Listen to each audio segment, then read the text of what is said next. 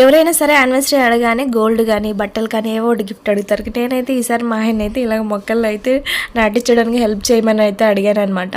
ఇది వచ్చేసి 3 years back నేను ప్లాన్ చేసి పెట్టుకున్నాను అనమాట. ఇల్లు కట్టి కానీ ఇంటి ముందర ఇలాగా హోల్స్లా పెట్టించేసి గుమ్మానికి అటు ఇటు వరుసన చెట్లు పెట్టుకోవాలనేది ఎప్పటి నుంచో డ్రీమ్ అనమాట. అదైతే ఇయర్ అయితే నెరవేరిందనమాట.